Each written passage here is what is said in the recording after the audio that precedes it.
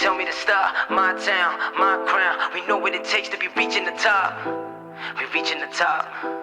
We reaching the top. We know what it takes to be reaching the top. My time, my time. None of you people can tell me to stop. My town, my crown. We know what it takes to be reaching the top. We reaching the top. We reaching the top. We know what it takes to be reaching the top. Lower the lights down. Hand over my crown. Hand over my heart. I do this for my town. I do this for my crowd. So turn me up real loud. My time, my time. None of you people can tell me to stop. Turning the track up. I'm never going back down. Hand over my heart. I do this for my town. I do this for my crowd.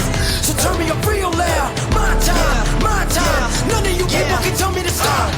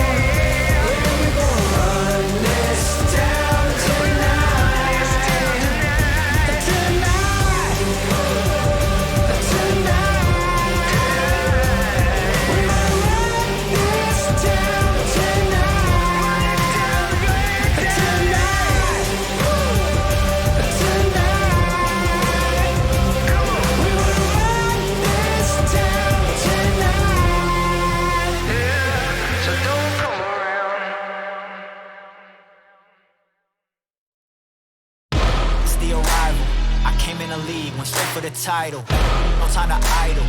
I'm finna get it, put that on the Bible. This is survival. Gotta treat every move like the final. One by a mile. Nobody believe it, they all in denial. Hey, look at me, look at me. Still in the show, that's the crook in me. They want me gone with the hook in me. Asking why is he here like I shouldn't be. I've been on grind since Auto. 10,000 hours the motto. They see the bag is coming out and flocking to me like I won the lotto. Dancing with the devil, there's no recital. I'm killing competition, ain't no revival. I shoot it to kill it, I'm aiming for vitals. I'm showing no mercy when facing my rivals. Snakes in the grass, they getting exposed. I know they be lurking, I'm watching them close. Acting like friends, but really they foes. Saw they be scheming and said adios. Yeah, I gotta get it. My enemies. I gotta get it. I gotta get it, the mindset. Hey, back with a vengeance, back on the grinds, back to the business. Hey, God is my witness, they watching my moves like shows they binging. Hey, best keep this.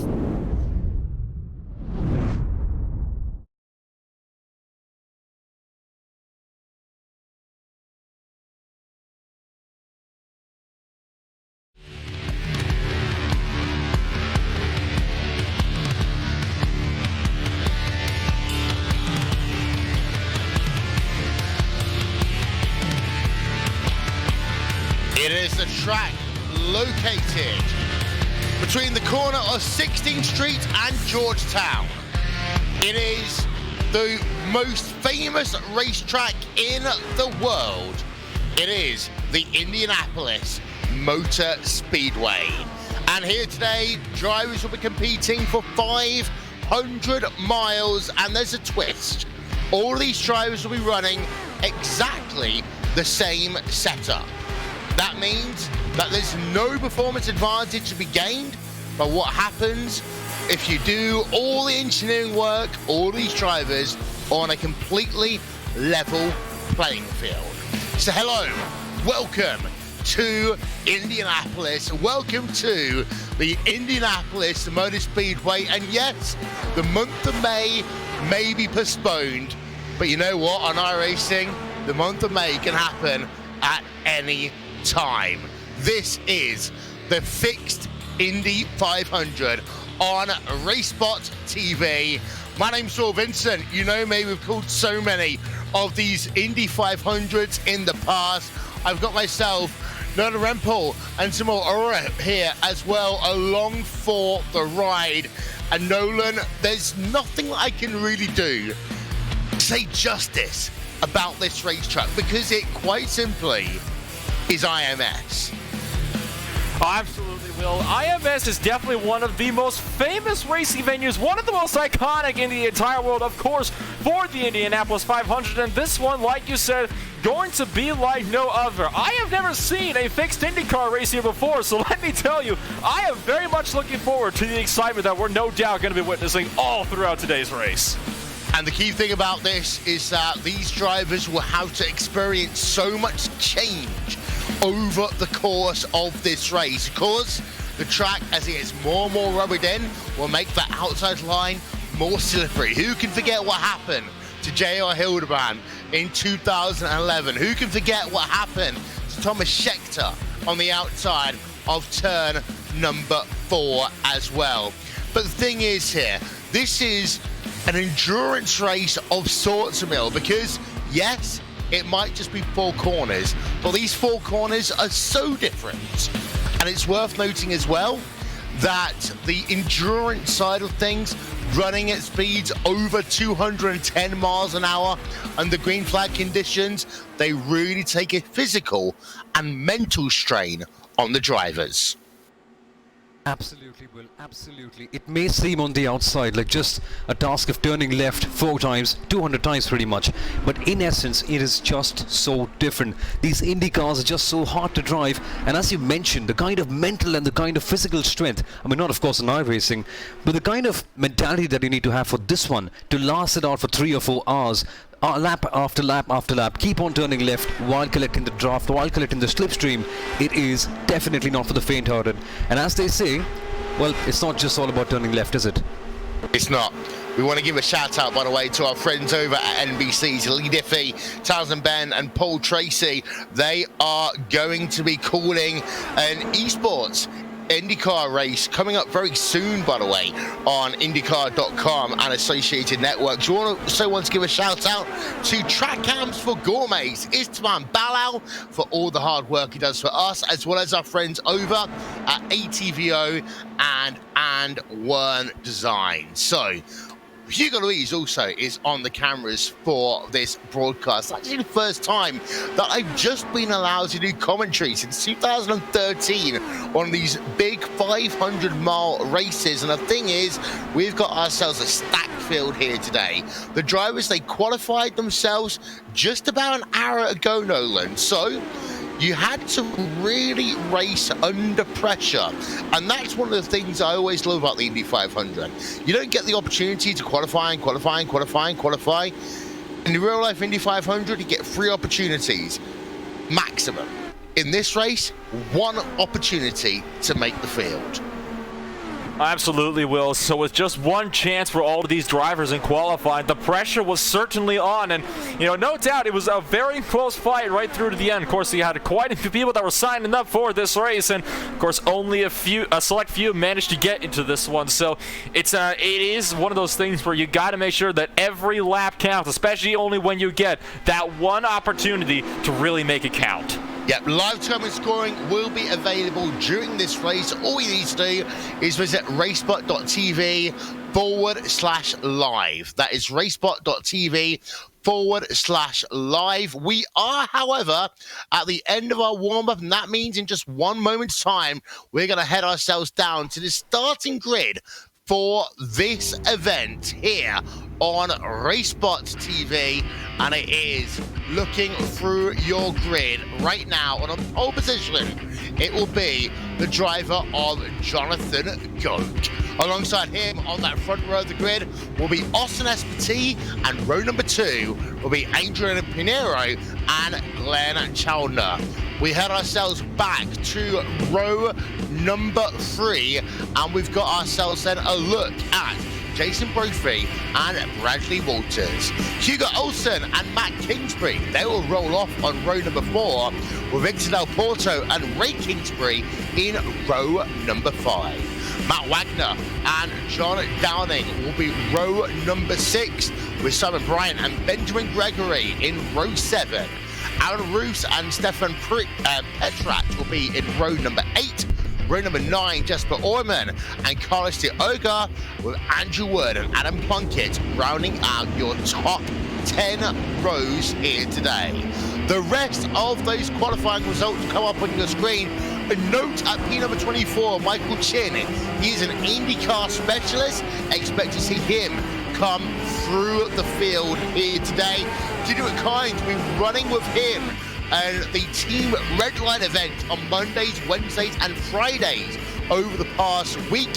He's part of Team Redline and he's going to have some great fun here today, starting towards the rear of your field. But we are right now under pacing conditions here, Somil, and these drivers are half a lap before they let it rip for 500 miles. Oh yeah, I wonder what these drivers are thinking at this particular moment in time, because a race of such a prestigious nature, I mean, the pressure that could be completely on them. There are some drivers who would be thinking, yeah, okay, let's go for it, let's have no pressure at all, let me give it my all. But there would be the other set of drivers who would be thinking, right, 500 miles, I've got to do this, let me think about how I can make this happen. I mean, the different strategies and the different approaches of the drivers, the way they handle the pressure could be extremely crucial in determining the winner of this race. Because remember, for 500 miles, it's your mental strength that matters a lot as well.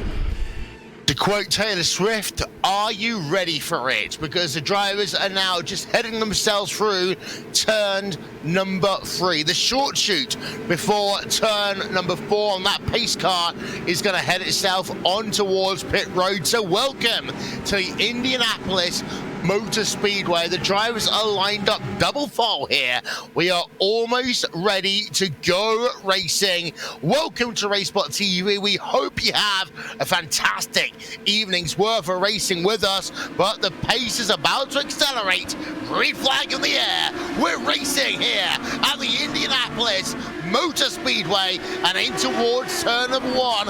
The drivers will come for the first time. They're separating themselves out for the most part through your field. A little bit of double file racing going on, but out front, Jonathan Goke leads the way, and they're, oh, look at that, immediately then, going down to the inside line, trying to block that draft as they work in towards turn number 3, Nolan.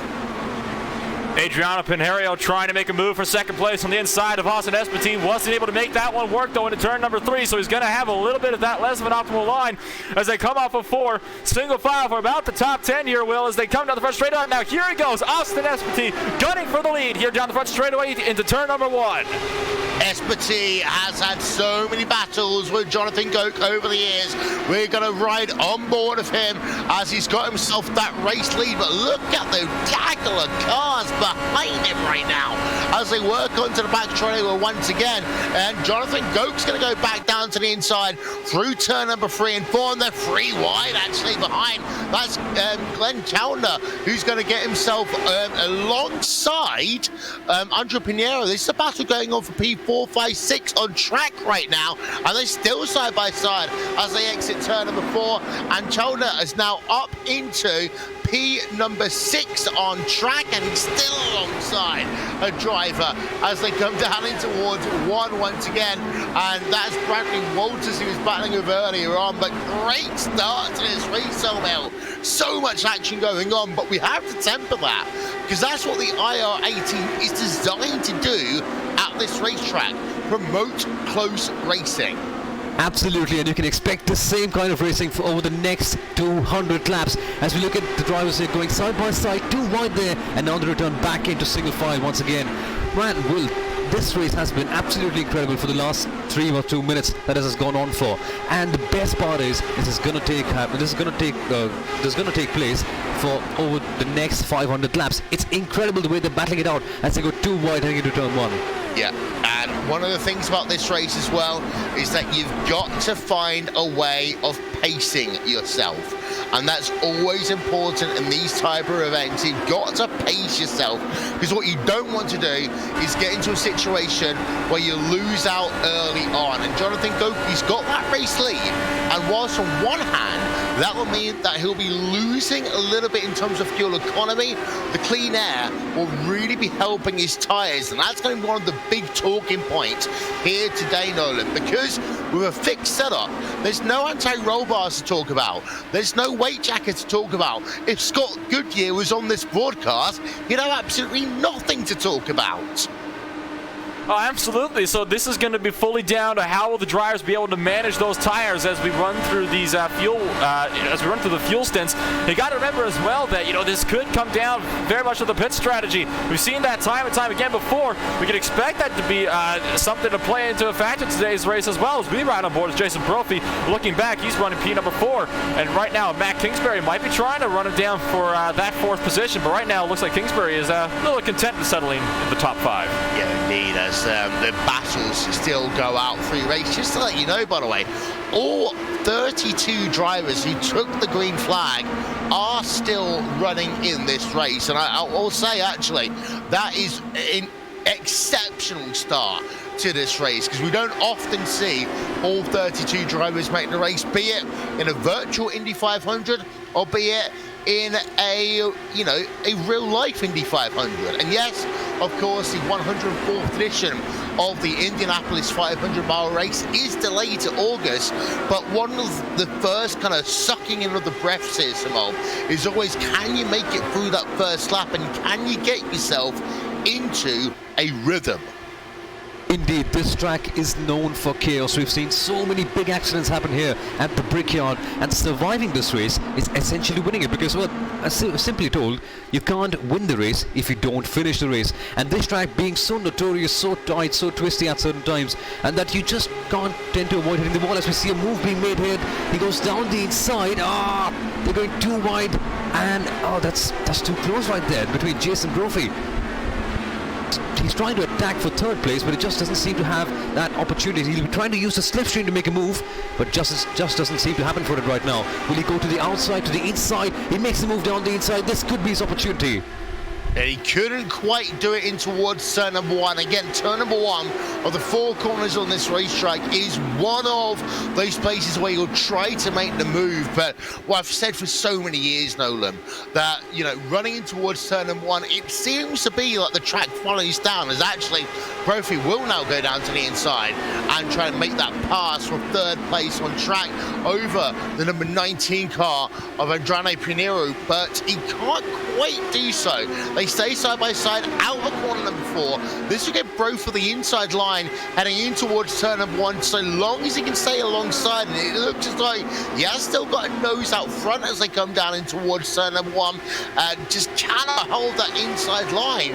And the thing about this fixed setup actually is that normally with these in-car tools, you'd manipulate the car to work better on the inside line. In a fixed setup, you've got to drive the car the way it is, and that inside line just doesn't work as well. Absolutely. So I think that part of the challenge for today, Will, is not just going to be racing each other. You're going to have to really race the track, and you're going to have to race the car that you're driving as well, because it's just going to be such a struggle to make that inside line look. We're seeing it already. Brophy going to make another look into turn number 1, wiggling a little bit down the front straight and almost making contact, and Pinero going to dive right out of that one. He's going to pull back and give up that final podium position for now. Still has all that time, though, that he can use to make it on up. But for now, it looks like Jason Brophy, he's perfectly content with that 3rd place. Yeah, just having a look behind, by the way, we have got a nice little battle going on between Matt Olson and Ray Kingsbury. That's going on for 8th place on track right now, and that's going to be one of these things. Ray Kingsbury, the 2 Kingsburys, Matt and Ray, they have been prolific IndyCar drivers, Nolan, over the last, 5-6 years, to be honest, on iRacing, and they're a part of a core group who I've seen the names, who I saw when even I was running in IndyCar back in 2012, 13, 14. And what that really says is that the longevity of this iRacing community is absolutely great, but the 2 Kingsburys are 2 drivers who really want to look out for here today. Absolutely. So, those Kingsbury drivers, we've seen them before in the IndyCar community, and they are always names to look out for. And certainly we're going to have to look out for them here today as well. Rick Kingsbury currently sitting in that 8th place, trying to catch up to Bradley Walters up in 7th, while also trying to fend off Hugo Olsen down in 9th place. And, getting a little bit close to the wall there. That's another thing you got to watch out for, is those outside walls, Bill, because they can be absolutely killer to your run. You glance off of one of those, and more likely than not, you're going to find yourself launching up and potentially into the fence. We turn our attention over to Simon Bryant in the Sadie Simsport car. Sadie Simsport have been so good in IndyCar racing on iRacing over the last few years. We've seen them be a part of the top split of the iRacing Indianapolis 500. And of course, that's one interesting point here, Samil, is that the sim racing iRacing Indy 500 has never had a 2-time winner in the top broadcaster split. So you talk about the representation between the real Indy 500 and the sim racing Indy 500, they are just as difficult to win a race on. But Sadie Simsports, they have been a team over the last few years that have come that close to winning. Absolutely. I mean, many people say, it's just a game. It's just, you're just turning the wheel left and right. You're just turning it on and driving it on at your home. But it's just not that easy. iRacing, as we all know, is one of the toughest, the hardest, and the most competitive sim racing games, simulators actually, I should say, around the world. And the kind of competition that we see over here is unmatched. It's unlike anything in the world. And as you rightly mentioned, the statistic that nobody has ever won it twice, and it just shows you that it is no fun games. It's not just a time pass, you could say. This is proper competitive hard racing with everything at stake here. And what you notice as well, for the first time actually ever, I say ever, we probably just beat NBC and their crew and Air Nolan. For the first time ever, for us on RaceSpot, we get the aero shield here on iRacing as well, which came out just a couple of days ago, and that will make a big difference to the driver visibility, but also the way they will do their setups moving forward as they move towards the virtual month of May. And I guarantee the virtual month of May is still going on. There will still be a virtual iRacing Indy 500, and it's going to be something that a lot of drivers are looking forward to. But the changes with that aero shield is going to be important. Absolutely, it's really good timing that this aero shield came out in a day, because we're getting to showcase it perfectly here today. And like you said, they are going to have to adjust their setups, because that aero shield, it's going to have a pretty significant play on it, the aerodynamics of the car. So it's one of the things you really got to try and work your way around, because it is definitely here to stay. And I will say, it does look pretty darn good on some of these cars, the way some of these teams have adjusted, paint schemes to make it fit. So, we've seen a lot of good paints currently on the track, and they're really using the aero screen at some points really to their advantage. So it'll be interesting to see what it can make for this IndyCar, or just for the IndyCar community as a whole going forward. Yeah, just by the way, running on board of Victor Del Porto in the static toolbox racing car, running in P number 12 right now. He is just behind John Downing in the number 20. And the good thing about this race is that they got themselves out to a nice kind of static start. That's as I say that. Bradley Walters and Glenn Chowder going side by side through turn number 3. They almost came together in the short shoot there. They settled their differences, and Walters, who's a native of Indiana, very fast around this racetrack historically, up into P number 6. Well, the battle is just kicking up over here as they head down into turn 1. I didn't expect it to all kick off all so quickly, but here they are going literally hammer and dongs over here.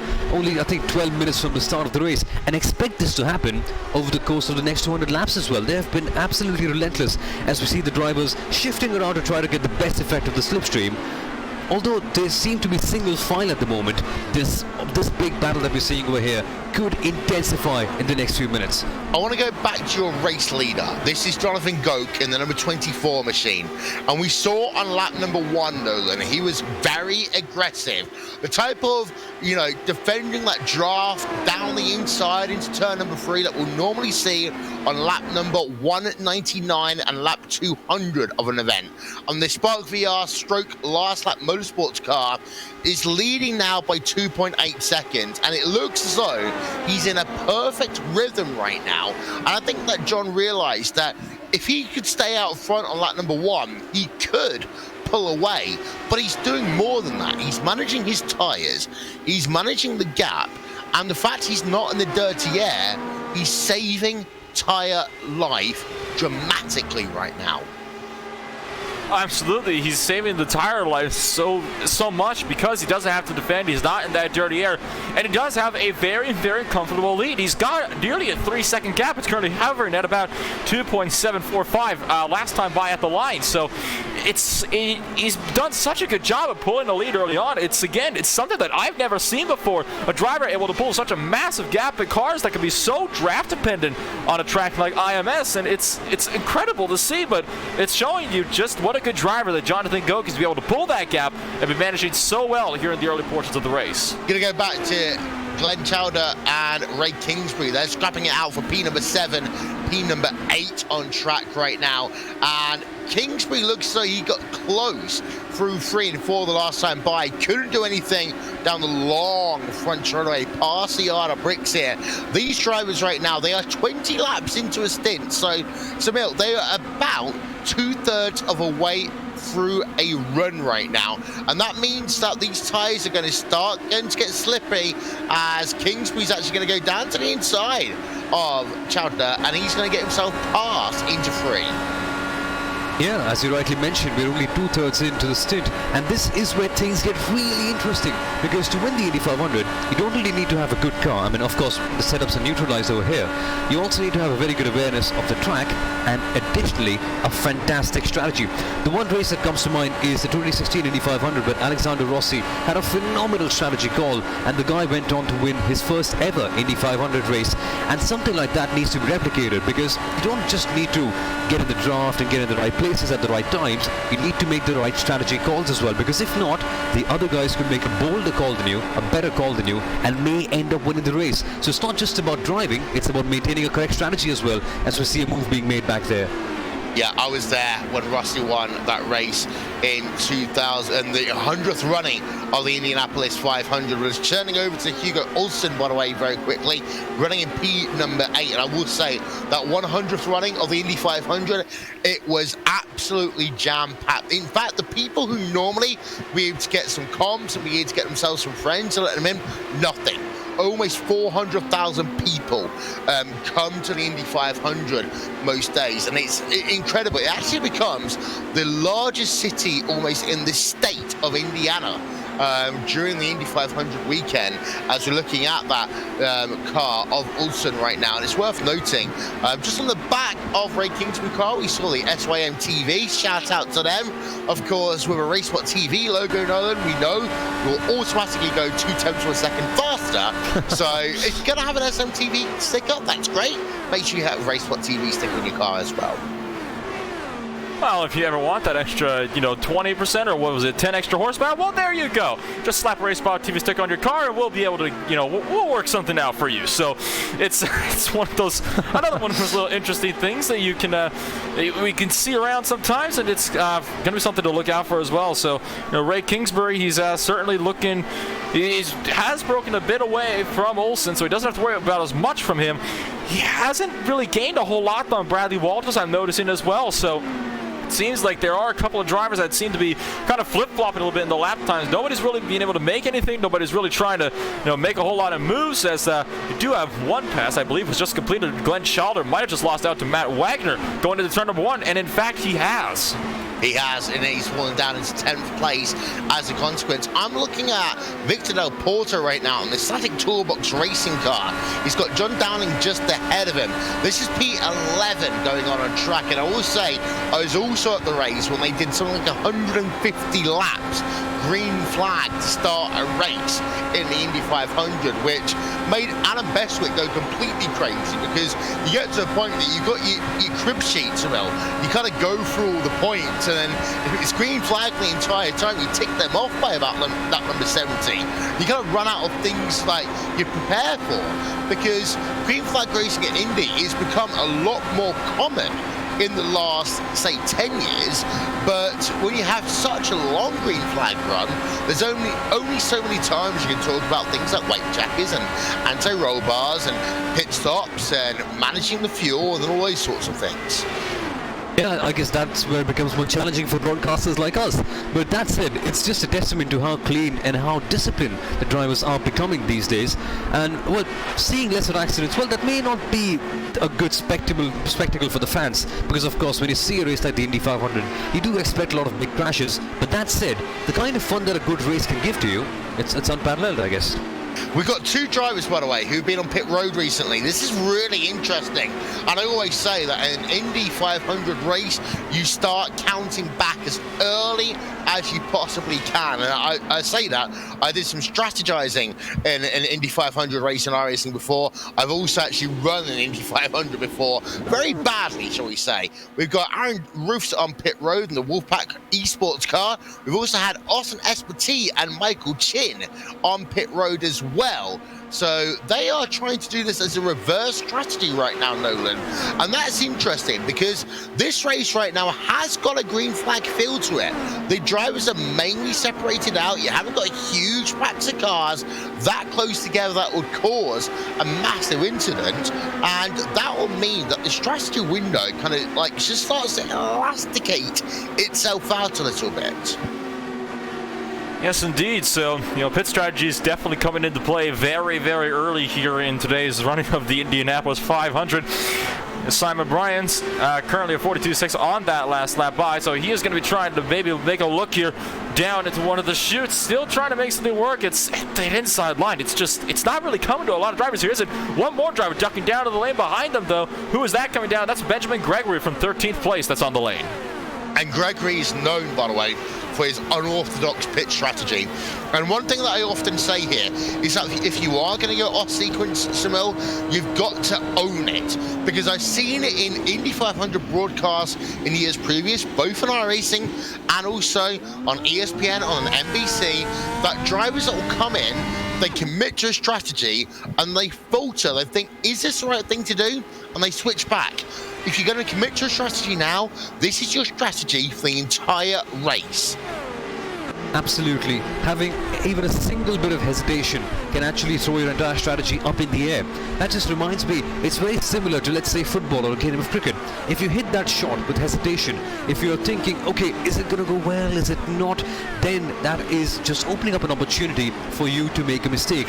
Once you commit to something, be it a shot in cricket, being a shot in football, or be it a strategy in racing, you've got to stick on it for the whole time and then just try to work it out as good as you can. Because if you don't, you're just going to end up compromising the entire strategy, and it could have been the winning strategy. So you've got to go on it, completely go hard on it, and make sure that you extract 100% from whatever strategy that you have. As we see Jonathan Deagle, the race leader, in the pit lane.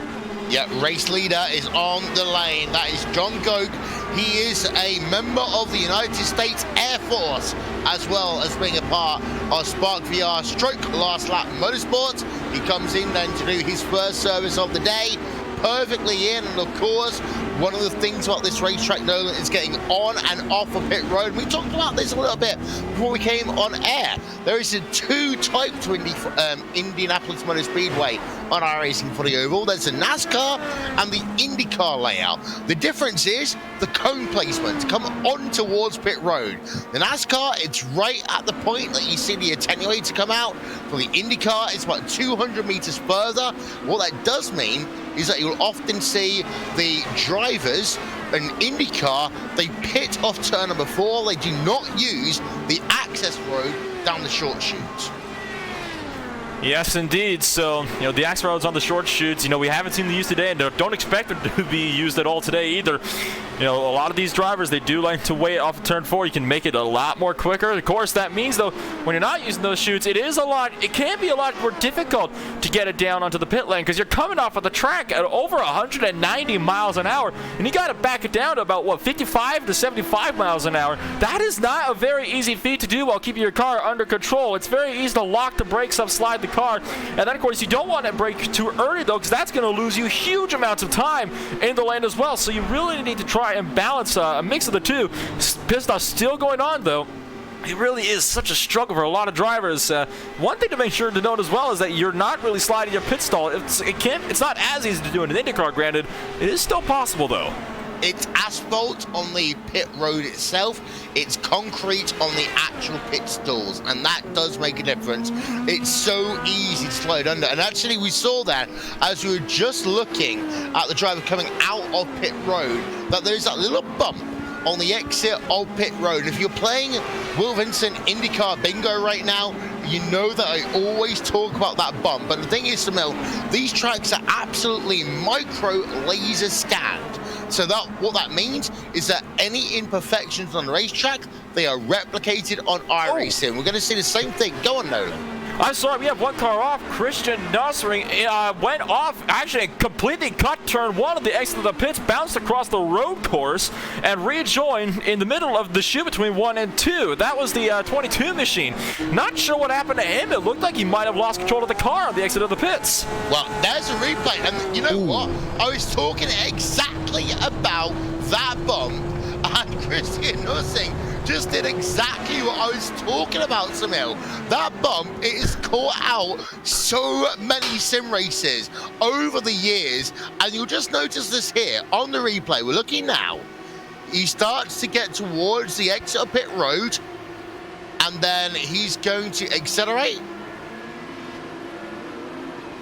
And he hits that bump, and then you just see that car veer to the left because the ground clearance of that car hits that bump. He's accelerating too hard. The car veers to the left. I've seen it happen a million times, Samil, but that's one of these things that you only know if you turn so many laps at Indianapolis. Absolutely, and such a small thing can virtually just compromise an entire race. Yellow. It is so challenging. Yellow flag here. Caution. Yep, first yellow flag of the day. Nolan, what's happened? Oh, Carter's roof. Ray Kingsbury, that's what it was, but there was definitely contact to start that one. Potentially drove through Andrew Wood in front of him, hit the wall hard, rebounded off, and was trying to keep the car under control, hit the inside wall, and up and over it went. So a very wild ride for Kingsbury, which will likely take him out of the race. So there's one of the drivers that we were mentioned to look for. Look at the oncoming traffic behind him, just going, I think they were underneath him, just barely squeaking through. I think that's the most optimistic call of the century, that he might be out of the race. No, he's out the race. Yeah, I mean, he really is. I'm sorry, Will. That's as we take a little, yeah, it just reminds me a bit of the Hildebrand crash in 2011. Just hit the outside wall, and just look at that. He's bouncing it on like a tennis ball over there. My goodness, that is a ridiculous accident. Yeah, and we hopefully might get to see one more look on board. We talk about J.R. Hildebrand, of course, 2011, the final lap of the Indy 500.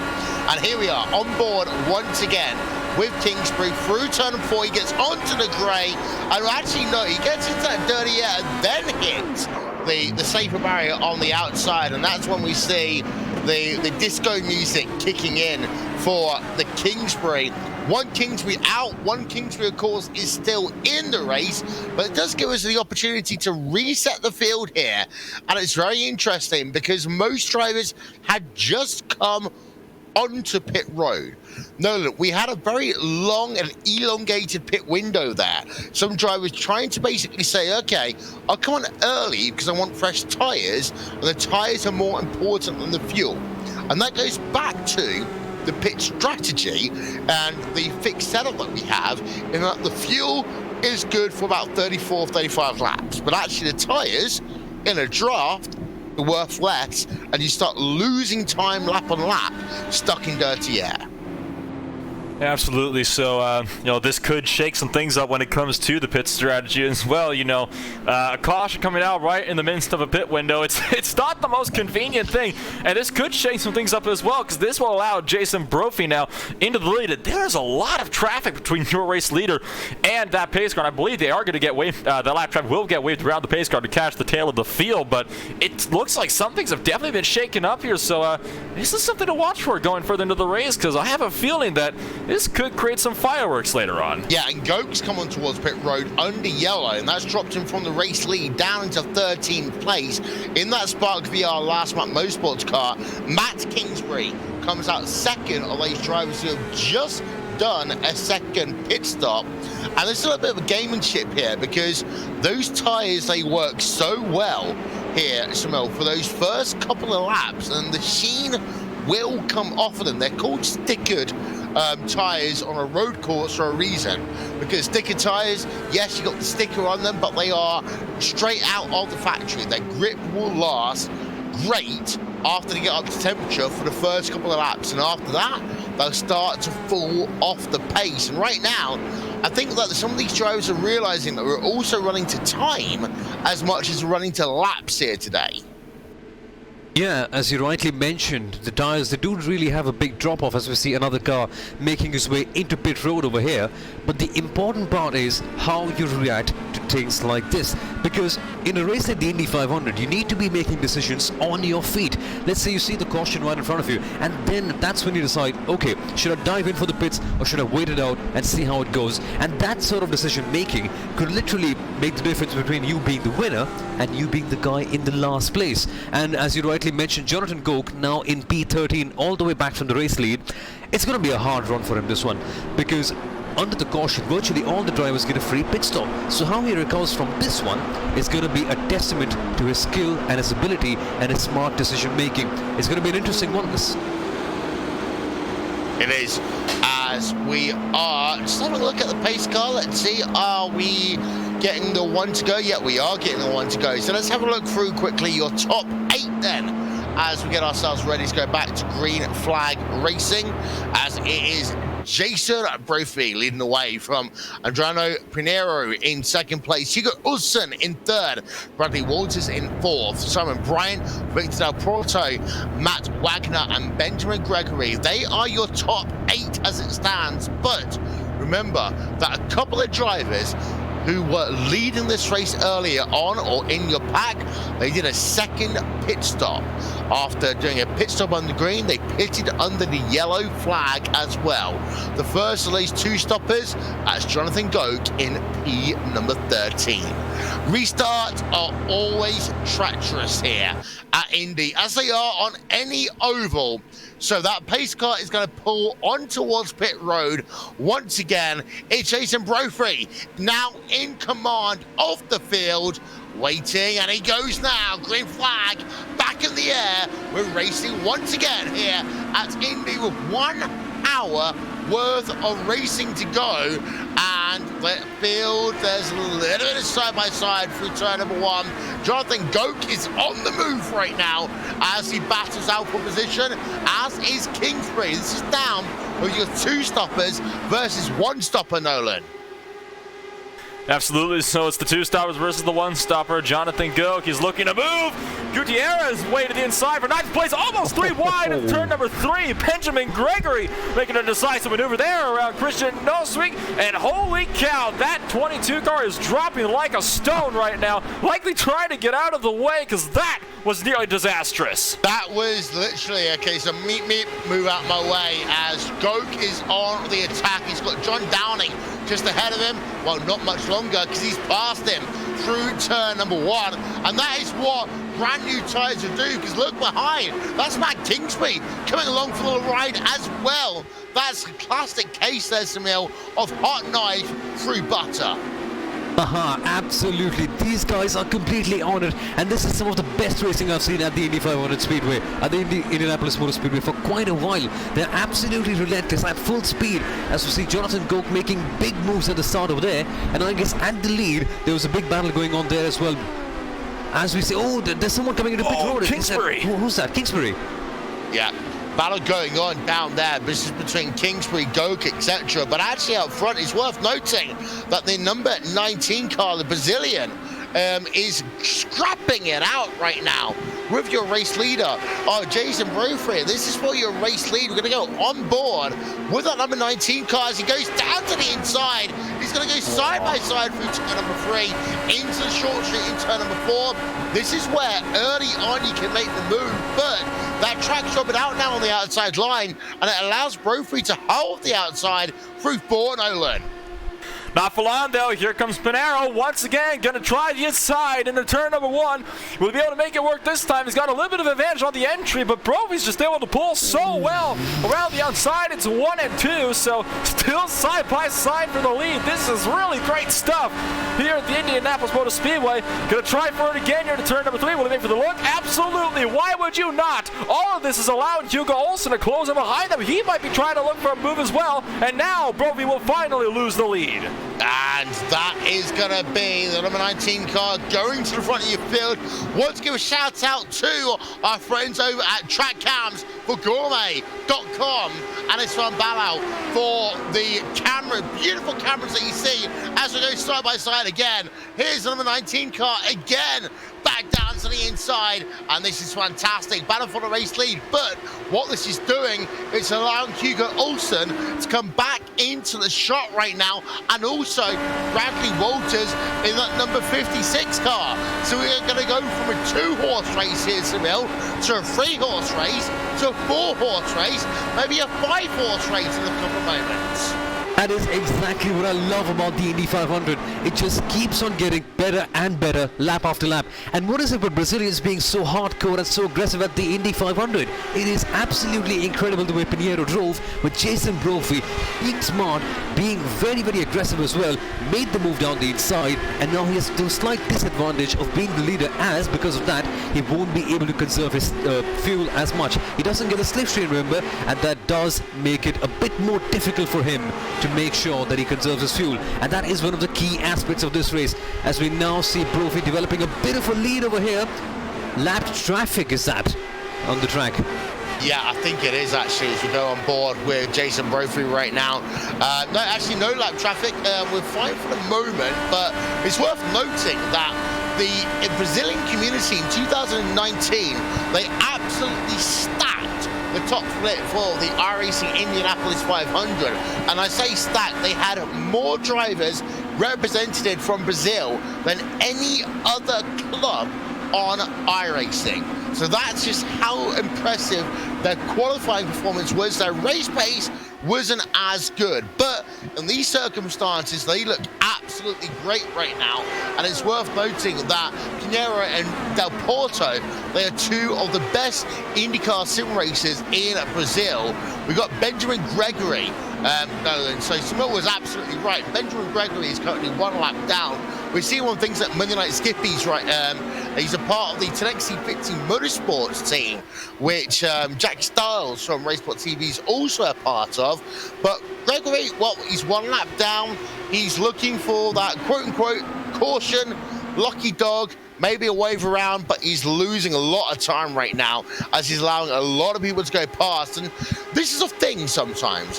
When you are a lap down and your car's working fine, just run your line, but Gregory taking the access road through turn number 3 and 4, expecting to come on towards pit road and maybe retire from this race.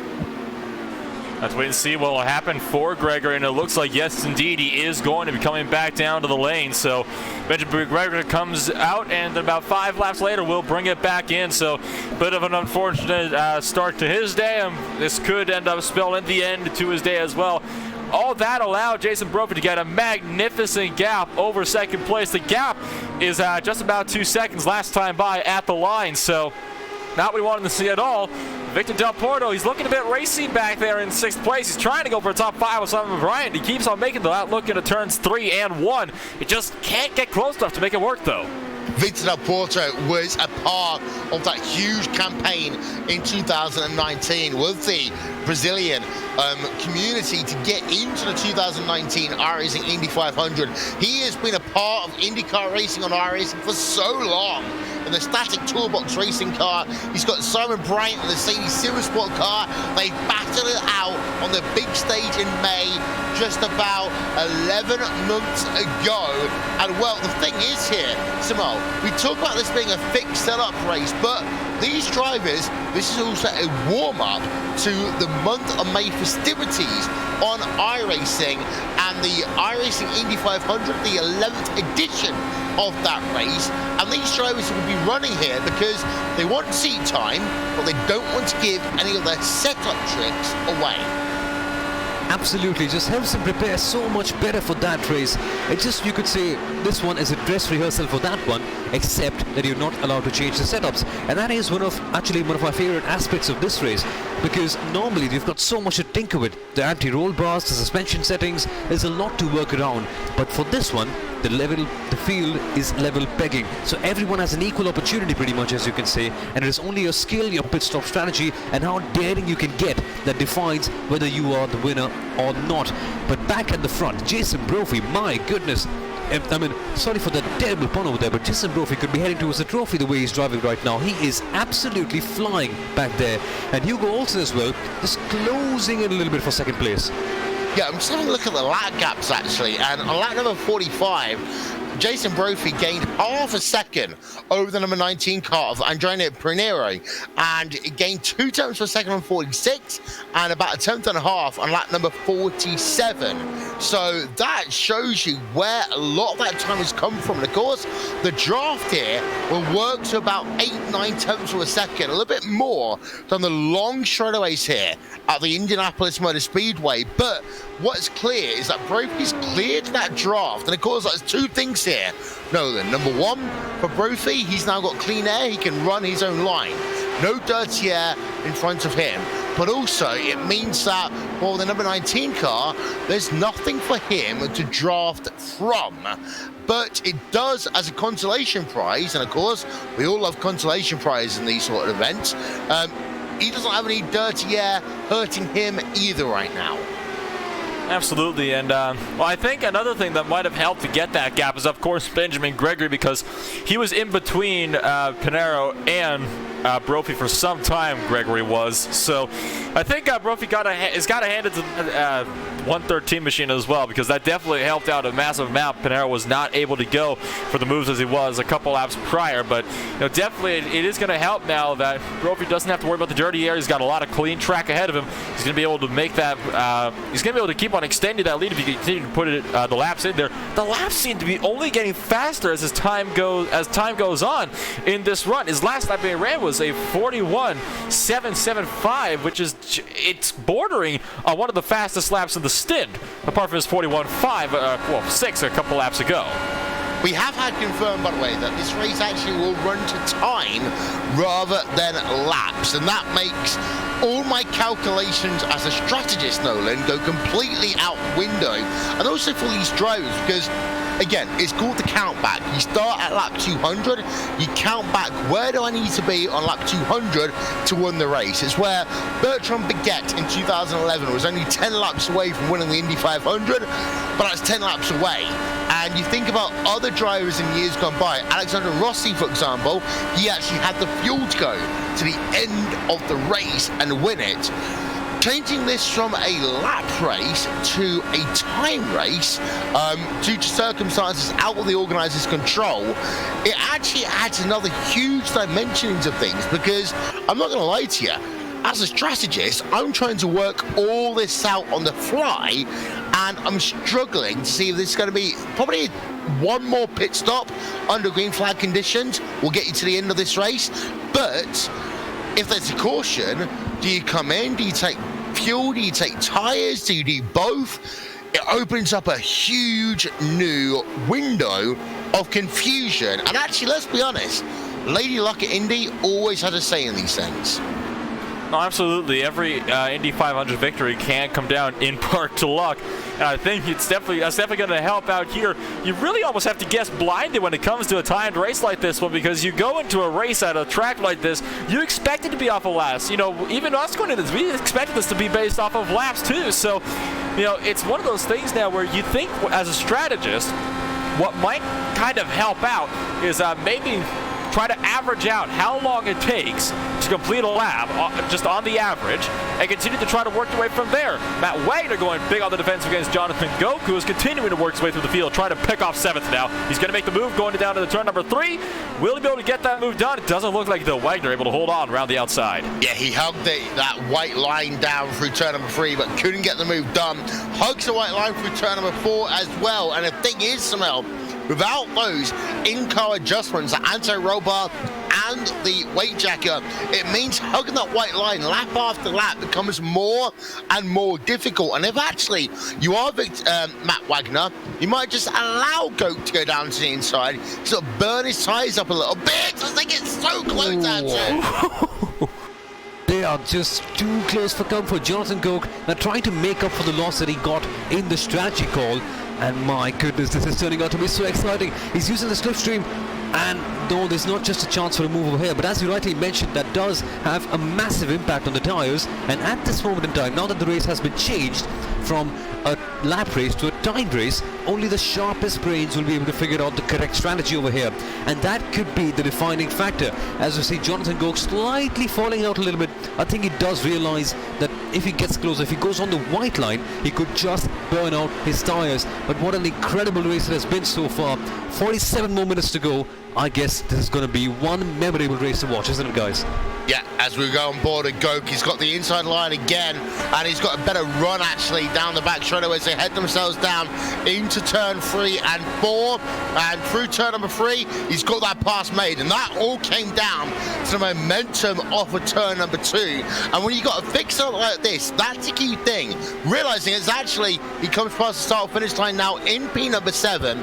You've got to think sometimes about this being a momentum style of racetrack, and you don't just go for a corner, Nolan, and expect to get past. You've got to work your way through a lap, maybe 2 laps, set up a pass. And some of that is actually thinking, where do I want to pass, and how do I get to the opportunity to get alongside on either the front or the back straight away to make that pass happen.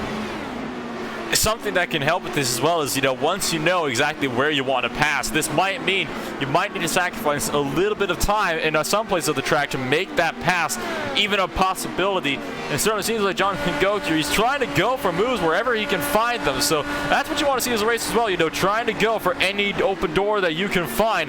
Because, of course, you can try to set up a pass all you want, but if the door is never open for you, you're never going to be able to get your nose in there anyway. And it seems like Goke, he's really looking to get those doors open himself. They're not going to open them for him.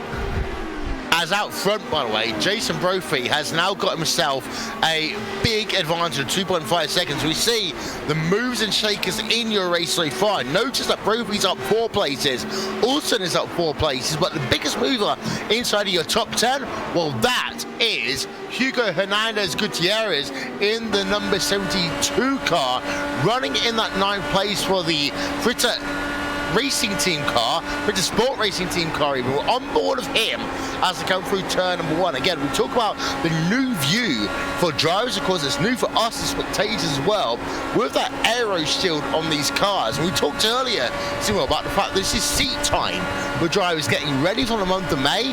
It's seat time getting used to this aero shield as well. Absolutely, absolutely correct, Will.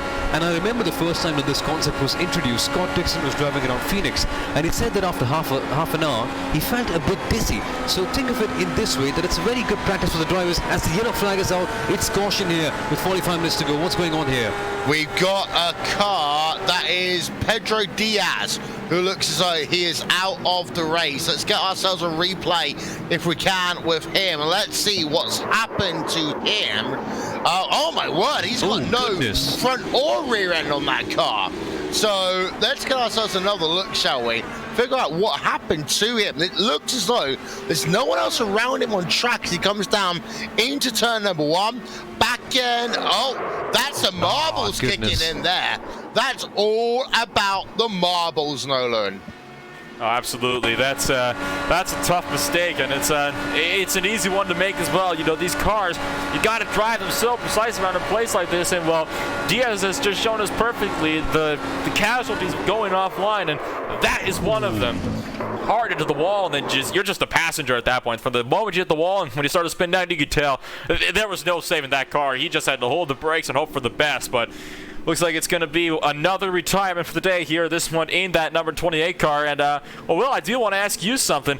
With this caution, I think we can expect everybody to come on down. Will it be enough to make it to the end, do you reckon, though? No, not quite. So, there'll be some people who will come on towards pit road and they'll come in again to top off, in my opinion. And they'll be hoping for a little bit of yellow to help them down the road. So, expect this field to go absolutely bat beep crazy as they head themselves down towards pit road right now. We are currently working ourselves on lap number 60. One of this race, as everyone for the most part is on pit road, who is on your lead lap. Lap down cars, of course, will come in towards pit road the next time by. We'll get ourselves a look at the drivers as they come out of pit road in a moment's time, as they start to swarm through your picture there. And it's Hugo Olsen, who is the first driver out of pit road, but no, he's on pit road still in the Three Crowns Racing car. Let's have a look. Yeah, he's first one out in the Three Crowns Racing car. He comes out with the race lead from Jason Brophy, so he overtakes Brophy through that sequence of pit stops there, Sunil. But again, my counterpoint is that from experience, these drivers might come on towards pit road to top off, because a couple of laps under yellow and a couple of extra half gallons in the tank can be a huge difference around here. It really could be. And the one thing that I really want to have a look at is how Jason Brophy reacts, because so far he definitely was the fastest driver around, and now that Hugo Olsen has taken the lead, it's going to be a completely different ball game, because leading from the front is something, going from the back and chasing someone, and you know, as you rightly mentioned, developing the momentum so that you can go in and you can overtake them, well, that is a completely different task. So it's all to do here for Jason Brophy, as it is for all the other drivers as well, because now we see some of the lapped cars coming into the pits. This is going to be one hectic restart. Only 41 minutes or something left at this stage, and with the drivers with a lot of fuel in the tank and with the fresh tires in, I think this is going to be super exciting. And one man that you need to have your eyes on is Jonathan de Gock. He's just behind Victor Del Porto, and this should be one really incredible battle to watch out for. Jonathan, of course, is completely on the momentum, of course, this one having been broken by the pit stops, but so far he moved up from P13 to P6 on the first stint. Now what he does from here pretty much define his entire race. And for Goat, of course, he lost out a little bit in that first sequence of pit stops. We're coming in for that second pit stop under yellow. He's still trying to work his way back through the field as a consequence of that. We've got 40 minutes to go, about 38 by the time we get, actually no, it's going to be about 39 by the time we get to the start-finish line, because the lights are out on the iRacing First Mustang pace car. Your top 8 as it stands right now, it's Hugo Olsen leading the way from Jason Brophy after pit stops, and Antonio Pinero in the third place Bradley Walters in 4th, Victor Del Porto in 5th, John Goke in 6th, Simon Bryan in 7th, and Matt Wagner.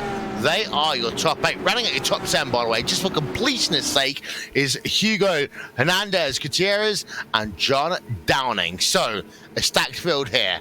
These drivers have got themselves 39 minutes worth of racing to go. Your fastest lap today, by the way, has been set by the number 70 car of Richard Hearn at 41.117. Be worth keeping an eye on him. He's 14th place in this race, but he's had the fastest lap of the day. The pace car going to come on towards pit road. We are ready to go racing once again. As here we are then from the front of your field, Hugo Olsen picks up the pace in a Free Crowns racing car, and we are back underway. And a great jump by him, but lots of traffic going on behind him right now. For P4, 5, 6, 7 on track, side by side, Gutierrez and Wagner going on as they work through turn number 1 and turn number 2 right now. Onto the back straightaway, Gutierrez is alongside Wagner, but ahead of them, you got Victor Del Porto and Bradley Walters going side by side. You got Olsen has lost 2 positions in half a lap here, Nolan. Disastrous restart there for Hugo Olsen. That draft did not play him any favors. He's managed to pick up 2nd place again around Panero. Almost going to block down to the wall. Caution has come out almost immediately. Big wreck over in turn number 4. At least 2, 3 cars upside down over there on the back. So I'll pile up. Likely the first big one of the day here. Adam Plunkett was involved. Yeah, and also your race organizer of Glenn Chowder is involved in it as well in the number 29 car. Couple of replays coming up then. This is down in towards turn number 3, and I'm wondering whether this is due to a kind of stop, start, restart. Oh 3, 4, 5 cars involved in there then. And Samil, that was, yeah, a big one here at IMS. That really was. We were just expecting something like that to happen as we take a look at the replay. Glenn Chandler coming in, clips the wall, and then just bounces off of there, hits the back end, and boom, here he comes. Couple of guys just being innocent bystanders in that accident. But we just kind of expected that, didn't we? The Indianapolis Motor Speedway is notoriously has a bad reputation for creating accidents like this one. And this is absolutely massive. 5 cars involved, and all of a sudden, the complexity of this race looks entirely different. Lots of cars going out of the race in an instant, and now things can get really interesting on the strategy end. Right, I want to get on board right now with the number 88 car of Jason Brophy, because I want to listen in to him and have a look at what he's doing in terms of fuel saving. You can see he's in 6th gear right now, and he is fuel saving dramatically. And there's a reason behind this, Nuland. Putting on my IndyCar math right now, with a 3-lap caution, this race will resume with 31 minutes to go. And if these drivers save fuel, they might just be good to go to the end, but only if they save under caution. Absolutely. So, while you're under the caution, take every opportunity you can save. What this has also shown is, just how brutal this track can be. While it's a very fun track to drive, it is unbelievably unforgiving. Like, it punishes every little mistake with vigor. It shows mercy to absolutely no one. It was a series of unfortunate events, but it's really going to help out your guys in the lead here to save that little bit of extra fuel to make it through to the end, hopefully. I'll tell you what, I'm completely warmed up for the 11th running of the iRacing Indy 500 taking place in just about 7 weeks' time here on iRacing. I've also warmed up to see what's going to happen in the Classic IndyCar Series, which lives here on RaceSpotTV and on the iRacing Esports Network. Shout out to our guys over at NBC, to Lee Diffie, to Townsend Bell, and to Paul Tracy for commentating on what I'm sure is a great race at Watkins Glen International right now, taking place side by side of this race. And also shout out to our partners, Track Cams for Gourmets, Islam Balal, 2 and 1 Design, as well as ATVO. At this point, I'm going to turn over to our producer Hugo Louise and ask the question: have I said thank you to our partners enough here today? But one thing I will say, thank you to all those guys. Thank you to everyone who's watching here on YouTube. Yes, we are not going to have the month of May on iRacing, Nolan. And it's one of those things that the month of May is synonymous because, you know, last year I took that decision not to go to IMS, go to Canada, go to Toronto, see the Raptors take place in the semi-finals in the NBA playoffs. And that was in itself one of the most feel-good sporting moments I've ever seen in my life. But also, we're losing the NBA playoffs. We're losing the Indianapolis 500. Of course, NASCAR currently under quarantine right now as well. You know, the month of May is always called, in my opinion, the greatest sporting month in the world for good reason. Absolutely. It is such a shame to lose the month of May. And, you know, one other major event that we got to make mention of as well, the Monaco Grand Prix. I think the first time since 1954 won't be run. So, you know, a lot of great sporting events have, you know, either been postponed or canceled altogether. It is such a shame, but, you know, it's one of those things where you got to keep on marching on. And, well, iRacing is always a good substitute. We can probably get Taki Inoue. He's a resident of Monaco to do some social distancing. He can just do 78 laps around the Monaco track himself. But the lights are out, by the way, on the pace car. So we are going to go back to green flag racing and notice as we go on board Jason Brophy very quickly that he still is holding that in 6th gear. He is holding that fuel mileage as the best he possibly can until that pace car coming towards pit road. Hopefully we can stay on board of him as they work through turn number 4, because we want to show him coming down the gears, and we might even see the fuel map change as he does so as well, because I think what happened with Olsen a couple of moments ago was that, quite frankly, he wasn't in the right fuel setting. He got the acceleration, but didn't turn that fuel setting down. Of course, picks it up, says, so that might not be as big of a difficulty. But Brophy going to restart the field here. 33 minutes to go in this race. Green flag in the air. Brophy gets a good restart.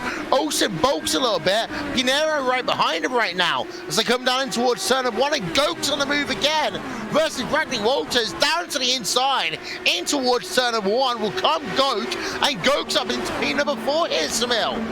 Jonathan Goke, you beauty. He's been completely on the aggressive ever since he lost his lead. And you know what? 30 minutes left. He could really have that chance. But at the front, we see some moves. Hugo Olsen moves into the lead. 3 wide here at this place. Oh, Hugo Olsen has just got a move for the lead. He's just defending very hard from Pinheiro. And now Jason Brophy has it all to do right now. You know what? I saw him go 3 wide. I saw him go 3 wide in towards turn number 3 and thought, okay, guys, let's calm it down. But you know what? They made it work perfectly. Pinero and Brophy going side by side in towards turn number 1. Olsen leads away. It's Brophy second. Pinero in 3rd place. Goke in 4th. And we're also battling for P1, 2, and 3 now. And what it's done is it's kept Goke in the picture. So Jonathan Goke, he might try to look for a podium position if he can make it work, but for now, Pinero's not focusing on Goke. He's trying to get that spot back from Jason Brophy, and Brophy is going to be trying to run down Olsen for the lead. Olsen's actually pulled out a bit of a comfortable gap here as he comes off of turn number 4, but that's not going to give well. Goes way to the left side, almost to the wall, and you can see that long line of cars snaking their way down to the track, left, then back to the right. Olsen then down to the turn number 1, side by side for the 5th place as well between Bradley Walters and Victor Del Porto. Del Porto still not able to make something work for that top 5.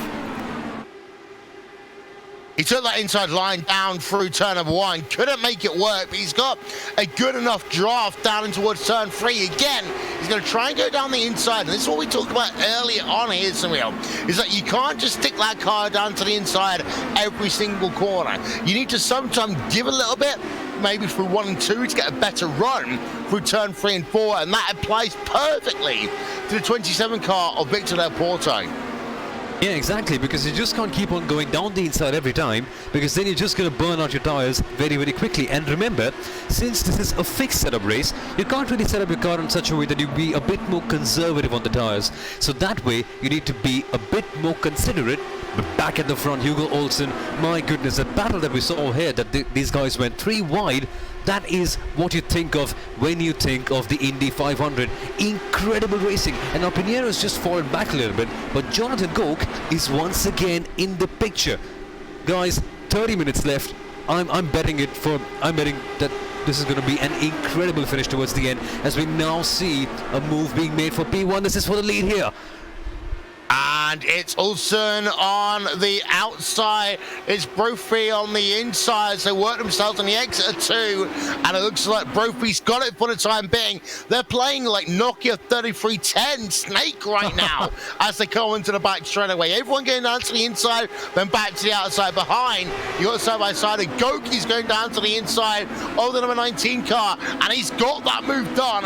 Goke is up now into 3rd place on this race. He led early on, but strategy and yellow flags did not help him in that number 24 machine. And the Spark VR last lap motorsports car now back up into your top 3, your top 4 drivers separated by just 0.8 of a second on track. Shout out to those watching online, by the way. Shout out to Tiago Mancun, who's watching, giving some great comments. Also to Junior Kynes. We'll see you on Monday, shall we, for Real Racers Never Quit and Team Redline, because they've had some great races going on as well. And I want to say one thing here.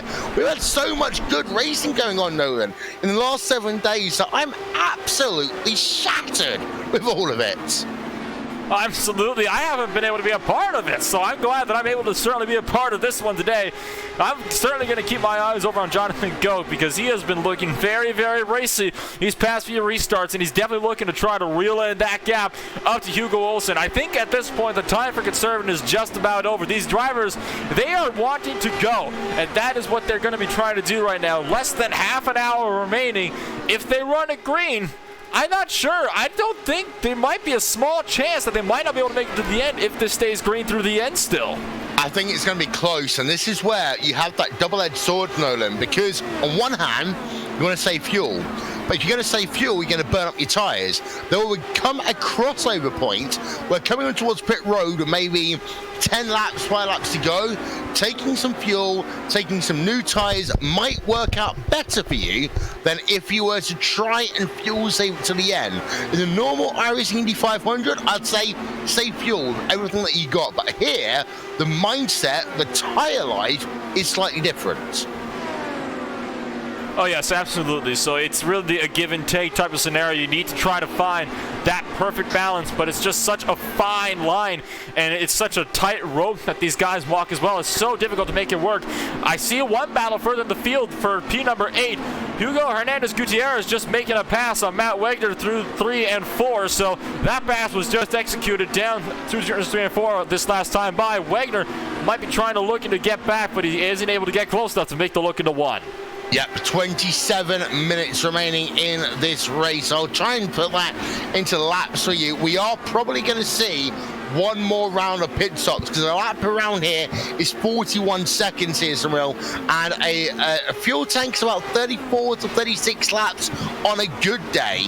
So for these drivers, they are in what we like to classify in strategy world as the impossible window.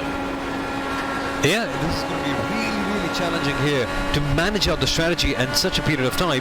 56 laps remaining here as we just get a message from Hugo, our director. And well, as we rightly mentioned, it's going to be very, very challenging to make out 56 lap without making a single stop. As we ride on board with Richard Hearn, he set in the fastest lap of 41.117, but he needs to do something incredible to make sure that he gets up ahead. He's in P11 at the moment, and considering that we've got 26 laps left and still a lot of time for a lot of strategy, it could be perhaps maybe top 6, top 7 place for Richie Hearn if he does something special, and there certainly is a lot of time for that. Yeah, and I don't want to jinx it here, Nolan, but actually one of the best things that could happen to some of these drivers in about 10 laps time is to see a yellow flag, because that would make their lives a lot easier. As it stands right now, I would hate to be someone helping to call these drivers. And of course, you know, 5 years ago, we talked about the fact that these drivers were having to make their strategy on the fly. These days, many of these teams have got people behind the scenes with calculators and simulators and all these things going on, trying to work out when the best time to pit actually is on track. Because A, you don't want to come out into traffic, but B, you don't want to give up too much time. And of course, the fresh tyres will give you a competitive advantage for a period, but you're only losing right now about half a second a lap, which at Indy is huge. But you've got to counter that into the fact that a pit stop around here takes 37 seconds from pit entry to pit exit, plus slowing down and the acceleration time. Oh yes, absolutely. It's something that you kind of have to, keep your eyes on for sure. Is when you're gonna want to come down, and oftentimes what it can take as well is sometimes it can be more of an impulse thing from the drivers as well. Sometimes it only takes that one driver to start making the look down before you can really start to focus on getting down yourself. Battle is on for 10th place. Richard Hearn trying to find his way around John Downing.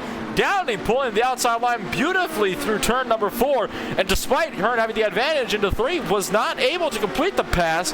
Gonna try another look into 1, but immediately fakes out of it.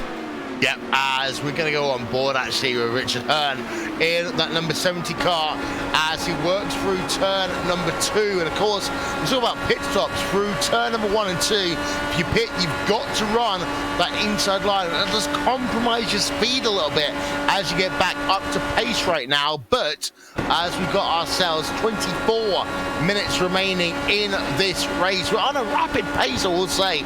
Only 3 cautions so far, Samil, in 79 laps now of racing. I did see a pop of smoke though at the rear end of your top 10. Just keeping an eye on that. It's not a Fernando Alonso situation. I just think someone just had to brake check a little bit. Yeah, exactly. Speaking about Fernando Alonso, well, the last time he was here didn't really go so well for him. But that aside, we must focus on this race right here, and 23 minutes to go. This is turning out to be a thriller, as you rightly mentioned. Not a lot of cautions that we saw here, only 3 of them, and apparently it seems to be a connection issue from Hearn blinking in and blinking out, so that was why the smoke came in. But that said, guys, this is, well, a rather quiet race so far. Only 3 cautions, not exactly what we expect from an Indy 500, but that said, the kind of clean racing that we have seen so far and the kind of clean racing that we can get is, well, I think it's going to be a thriller towards the end, as we now see Jonathan Goke exactly embodying that statement. He's closing in on Hugo Olsen, slowly but steadily, that is. He fell down all the way back to P13, and Jonathan Goke has made quite the recovery drive. He has simply been fantastic, and he seems to be on the prowl here, trying to make a move on Hugo Olsen for the lead, and this could be the defining moment of the race. Yeah, because Ulson right now is 1.9 seconds back behind Brophy, but Goke is looking fast. He's in that tone. Actually, let's see as he shifts up into 5th gear, and he's going to hold that car in 5th gear through turn number 1, shifting down to 4th gear to keep those revs up in optimal speed level. Through turn number 2, remains in 4th gear as well. One of the big differences, Nolan, of course, between here running in a sim racing environment and in the real-life Indy 500 is that these cars won't experience a full 360 effect. There's some great stories we've seen about, Robert Wickens, for example, though, being able to get back into IndyCar racing in this simulation environment. And a shout out to the 2 Bettinghausens, Carrie and Todd, for helping out there when Wickens' sim racing partner pulled out just a couple of days before that NBC IndyCar event that we had on iRacing. But the other advantage, of course, is that there's no commercials here on RaceSpotTV. Yeah. Certainly, it's something good to see there. It means we can stick with the action a whole lot more. But despite it, things have definitely calmed down now. I will agree with you both. Looking really single file throughout the race, but still, it's been a very good one. When the action picks up, it picks up in intensity too. So I've really enjoyed this race so far. It certainly has been a very, very good one thus far. Yeah, and I will say again, thank you to Todd and Carrie Bettenhausen for allowing Robert Wickens to run in the IndyCar event that's been taking place on iRacing here today, because it's been absolutely incredible to see Wickens, of course, a driver who's been paralyzed basically from the waist down after a horrific incident, which I saw live and I thought the absolute worst. But thankfully, he was able to, carry on in terms of getting back into motorsports, and the way that he can adapt these cars as well in iRacing, Nolan, it gives people who have never had the opportunity to run in a real car, the chance to do so in a variety of different means. For example, with Wickens, you basically use a hand throttle and clutch to allow him to not drive the brakes and the throttle using his legs. He could do so with his hand instead.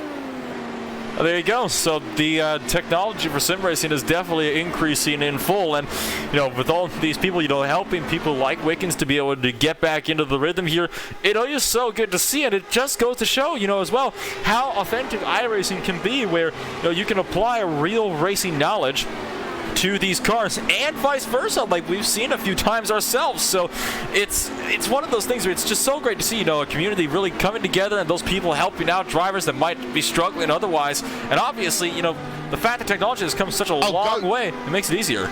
Goke's on pit road. Sorry to interrupt you. Goke is on pit road. So we then expect people on towards pit road, and some of these drivers have decided to do it as early as is reasonably practical here, Samil.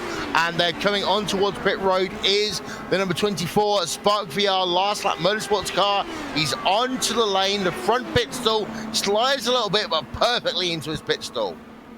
Yeah, this could be a decisive moment in the race. Jonathan Goke coming into the pit lane, and we were wondering about when they will come in for the pit stop. Maybe 5 laps later, maybe 10 laps later. Here it is, Jonathan Goke into the pits, and he gambled with this the last time out. And if there's another caution now, it's going to be very, very hard for Jonathan Goke, because the others will virtually get a free pit stop. However, if the green flag running keeps on going on, Jonathan Goke could very well have an outside chance of winning this race. He's all the way back at P15. Everyone else needs to pretty much make a pit stop unless they can manage out the field, which is going to be a very, very hard task for them. But if they do make a pit stop, Jonathan Goke could make up a lot of time, as his fuel levels will go down consistently. He'll have a lighter car, but that will also have the disadvantage of having tyres that are slightly more chewed up.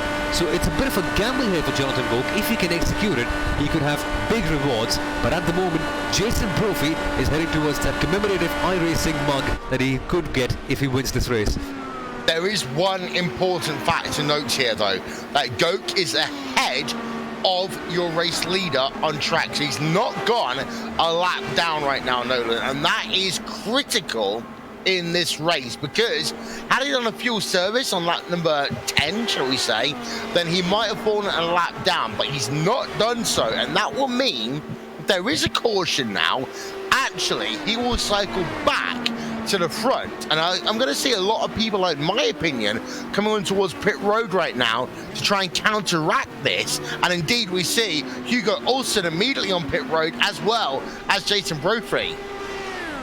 So this will be interesting to hear Brophy now into the lane, and of course you got to remember as well here, Will, that when Goke came down, he did take tires, so he did have some fresher tires than Brophy, so he was able to make up a good bit of time on the last lap, about half a second. So that'll also help exponentially. Goke is just now coming off of turn number 4. We'll have to see where this will cycle him out. Goke now across the line as Brophy exits the pit lane. Where will he cycle through? Because Brophy still has to get up to speed over in turn number 2. And now Goke is in turn 1. And Jonathan Goke, he's going to get very close. You can see just how close to the white line there Brophy was, as Olsen has been passed by Goke already. Brophy is just ahead right now. It's going to be about 1 second by the time it all equalizes itself out. But the thing is, Samil, is that Goke has passed one driver and he's passed Olsen. That's important in terms of that charge to the line in the next 16 minutes. Yeah, this is going to be incredibly tight towards the end. Jonathan Goke, he made it work, the strategy, but now this is the decisive part, getting past Jonathan Brophy, and this is going to be one incredible battle. Only 16 minutes left, and these guys will be going hammer and tongs towards the end. Remember, flat out now, no need to worry about the tires, no need to worry about the fuel. It is all about going in, going hard, and trying to go for the victory. As Victor Del Porto is now in the lead, he's bound to come in sometime or the other. The question is, when will the leading pack pit? Because effectively, it's the pack of Brophy and the others that are leading the race, but on track, it is these guys that are completely at the top of the race. They do have to pit though, and how they manage this out, or how they are able to get a result towards the end, that is going to be an interesting thing as we see a move being made. Is that is that a lap car or is it for? Yeah, it's lap That's car. new tyres over old tyres. Yeah, that's new tyres over old tyres there for Victor Del Porto. And he's going to stay out. And this, again, is where the two strategies will collide a little bit, because the old tyres, yes, they're slower around the racetrack, but the thing is, of course, Emil, they will take less time on their final pit stop. For some of these drivers, they will want to go as long as they possibly can for two fronts. Number one, to make sure that they have the shortest pit stop possible. Number two, if a caution comes out now, they will end up with the freshest rubber on track and can then use that to advantage. So for these drivers, they're now penned into a strategy position where they've got to run that fuel tank dry and then hope a caution comes out at the right time for them. Permutations and combinations, there's a lot to play out with that. It's all a game of ifs and buts over here. What could happen, what might happen, and what does happen often is quite different. And all the drivers need to work that out, and having the right strategy, well, as I've been saying for a long time, could be the differentiator between the winner and the guy who finishes outside the podium. Remember, the guy who goes to victory lane gets a commemorative iRacing Cup to celebrate this victory, but it's much more than that, isn't it? It's all about the pride that you get and all about the preparation. As we see another car coming into the pit lane, it's Aaron Roofs coming in. He's dropping like a stone here in positions, but remember, he had to make that stop. With such little time left, he just couldn't manage the fuel out, and now with fresher rubber, Aaron Roofs could have the advantage. Green flag racing still here. We might get a caution, and if we do, that could just throw everything up in the air. The entire race could be completely different from what it is, but so far, so good, isn't it, Will? Yeah, and a caution here takes about 7 minutes. I don't think that anyone apart from Florian Dancia has got enough fuel to manage to make this race work if there was to be a caution in the next 2 to 3 laps. We expect to see Victor Del Porto, Simon Bryant and John Downing on towards pit road in the next lap to 3 laps. And Victor Del Porto will stay out. He'll be resilient here. And the same is going to apply for Simon Bryant and John Downing. In some ways, they are waiting and hoping right now for a caution, Nolan, because actually, they're trying to see if the cards and the luck of the dice roll in their favor. Well, Lady Luck, as we were talking about, can have a very big part to play in some of these races. We often see them in races like this when it comes down to the fuel mileage. And a caution right now, that would definitely be the savior for Victor Del Porto's race. Here's the thing, though, you got to remember as well, even if he manages to save fuel and stays out on the caution, Jason Brophy is still with much fresher tires, but, well, as we say that, well, there you go. Del Porto down to the lane, so he's going to sacrifice his lead here. So that's 33 laps then for himself, Simon Bryant and John Downing on towards pit road. Now, the interesting thing is, with Ryan Denzia, he can do another couple of laps, but that will not be enough to get him to the end of the race, even if there were to be a caution. So, with Victor Del Porto, he is pitting right now. He's already going to be losing the lead of that race to Brophy, Goke, Olsen, et al. Right now, they're going to be at the rear end of your top 10 by playing the long game. And again, sometimes, Nolan, it's about holding those cards, seeing what happens in terms of strategy. But the thing is, in Indy, you've got to have Lady Luck or Lady Unluck for other drivers on your side. They fall down a little bit, and Florian Denzia is on pit road as well. So now everyone has made a recent pit stop, and it's now a battle between Jason Brophy and John Goke, but the gap is 1.2 seconds as they come past the yard of bricks. So that's it then. Jason Brophy does appear to have broken that draft away from Jonathan Goke. Goke is now going to have to focus a little bit more on defense from Hugo Olsen, who is much closer. Only about 4 tenths behind. So this is going to be very, very difficult here for Jonathan Goke to work his way up to Jason Brophy. At this point, I think he's really got to rely on Brophy to make a mistake, because Goke, he burned all his stuff up trying to catch him. The undercut did not work as it would appear. So A gamble that has put him up into second place, yes, and ahead of Hugo Olsen, but it has not put him forward into the lead, which is where he wants to be right now. It was so close, but it just was not enough. So Jonathan Goke, he's got his work cut out ahead of him. He's got to be hoping that Lady Luck could do him a favor here. Yeah, and John Goke right now needs to think a little bit like a Big 12 college football team. Defense is optional because right now he cannot be looking at Olsen behind him. He has to be looking forward. The gap is 1.3 seconds, but he's been losing time lap on lap recently. For Goke, he's got to see, has he got anything left in the tank in terms of pace? He's 3 laps longer on this stint compared to Brophy ahead of him and Olsen behind. Those tyres will start to normalize before too long, but actually, Samuel, Goke wants this race to go green to the end.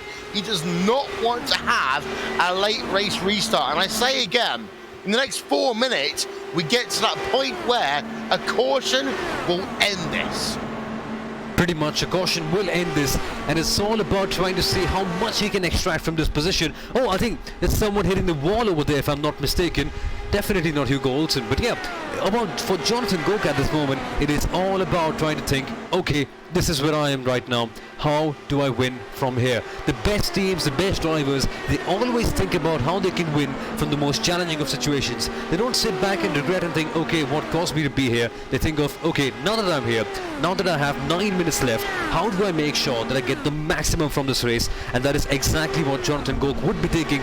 Hugo Olsen, though, he's not too far off behind as well. Hugo Olsen closing in, and one important part for Hugo Olsen is that staying inside the draft, it definitely helps him to consume a lot less fuel. So he'll be having a lot more to give in towards the end. But remember, chasing someone is one thing, getting past is a completely different ball game. And again, the tyre temperature is going to be important as well on this car. So, you know, saving fuel, well, that might not be as important as we get to the last few minutes, but actually saving the tyres might be more important. See, Olsen lost a tenth of a second or so that last lap by as we're on board of him as he comes down in towards turn number 1, hitting that rev limiter in towards turn number 1. I'm going to say actually that some of these drivers run on the iRacing Fix Setup series, and there is a series on iRacing for those people that do not want to spend all the time dealing with the mechanical setup because it's one of the most difficult cars on iRacing. But this is what Fix Setup Racing is all about, to quote Tony Schiavone as well. And Olsen actually lost himself about a tenth of a second right now through that last lap again. So maybe Olsen's tyres there, Nolan, just getting a little bit too hot.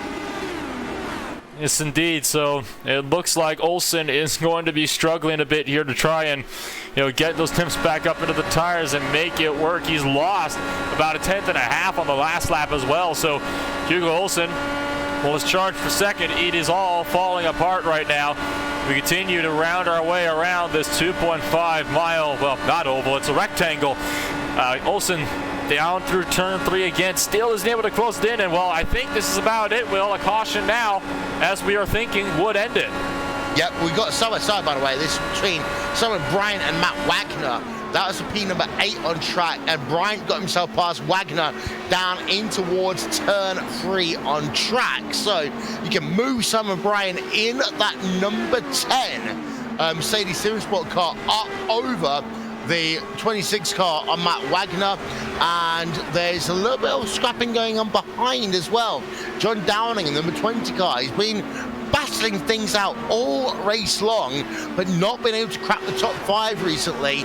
He's got fresher tyres though than Matt Wagner, and this will be important as they head themselves down in towards turn number 3 once again into that short street, Samil. And for John Downing, for 7-lap fresher tyres will be helpful in these last couple of laps. They definitely will be helpful for John Downing, but the thing is, you've got to make the maximum of it anyway. You just can't live on the fact that you've got fresher tyres. So you've got to make it happen. You've got to get into the draft as John Downing is at the moment. Is he going for a move down the inside? Not quite, but John Downing still on the aggressive. He's trying to line up a move over here. Remember, at the Indianapolis Motor Speedway, you just can't dive in and make a dive bomb. Here, you've got to set up your opponent like a game of chess, and you then have to make your move. As John Downing goes down the inside, this could be his opportunity. Wheel to wheel, side by side, Downing on the inside line, and gets it done towards the end, finally. John Downing moving up ahead with Jason Brophy still in the lead. This is going to be one very fun ending towards the end, won't it, Will? It will be 1.8 seconds, so is the gap, and I'm thinking that maybe Goke is fading. The gap's actually up to 2.4. Something's happened to Goke, actually. He was very slow there, and I think he might have hit the wall. Oh, he did! He did hit the wall. Replay, we need to get a replay here. He was still under green here at Indy, but for Jonathan Goke, he hit the wall down at turn number 1, and that meant that he's fallen down to 3rd place already. A heartbreak for Jonathan Goke in that last lap motorsports car, Nolan. And he's done. He's pulled into the pit road. He's done. It looks like he's done for the day. He was definitely just busting for speed up pit road, came flying down the lane. He's parking in his pits. I think he's done. He might throw in the towel here. In fact, he is out of the car. So a retirement here in the final 5 minutes for Jonathan Goke. That is absolutely disastrous. He was set to get a nice podium position, and then it again just shows you this track is costly to people that make mistakes, and that was the one mistake he was hoping he would not have here in the later run. I always quote Will Power, lap number 134 at the 2009 Homestead Miami Speedway race in the 2009 IndyCar Championship, when Will Power was looking to get a world championship and he binned it. For Jonathan Goke, he was under pressure and he binned it down at turn number 1. Of course, that draft, Nolan, is so critical here. You rely on it so often at this racetrack, but it can be your biggest blessing and your biggest curse all at the same time. Exactly, so it was certainly a blessing for Olsen, maybe not so much for Goke. Currently on board with Victor Del Porto, who is still trying to close the gap in a little bit more to Bradley Walters. They were fighting for top 5. Now they're fighting for 4th place. So looked like Mr. Del Porto got a little bit close to that outside wall last time off of 4. Took a little bit of a tighter line in turn 1. But Walters with the tighter apex as well. So even slightly different lines starting to come into play here. Yeah, and of course that comes down to tyre because Bradley Walters 21 laps on a stint. Victor Del Porto is a much fresher tyres, and actually right now, if you're Victor Del Porto, what you're trying to do is game Walters into some form of an error, because if he holds the inside line every single corner with a car still kind of in that dirty air, it will start hurting him. Victor Del Porto 2 tenths back. You might want to wait until the exit of turn number 2 to make that move, but they close in towards 1. 2 tenths of a second. Del Porto gets a good run through turn number 1. We're on board with him as they come through turn number 2 right now, but actually he loses a little bit of momentum there, and that's what I mean to Mills. Sometimes you need to give a little bit to fall out of that dirty air to gain a little bit through turn 2. Exactly that way. And at the Indianapolis Motor Speedway, momentum is everything. You just can't go in for a dive bomb, something like that. So Victor Del Porto, it's just like a high-speed game of chess now. He has to wait it out, try to see when is the right opportunity, and when the time arises, you've got to go in for it and go hard and go all out. That just reminds me of the Tacoma Sato win at the Indianapolis Motor Speedway. He saw his opportunity very late on. He saw one move and he made a move on down the inside and got the win done. So something like that could be the inspiration for Victor Del Porto, but at this point in time, he wouldn't have the time to think about Tacoma Sato and his win. At this moment, he is just thinking about the right time to strike and to make that move up. As he gets closer in, not close enough to make a move for sure, but he is just inching forward lap after lap.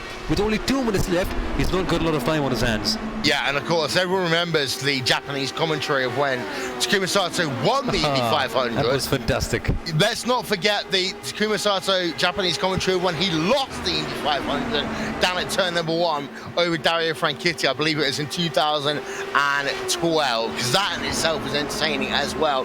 Just to let you know, we had a couple of people on towards pit road recently. Aaron Roos has done a long pit stop, so he hit the wall.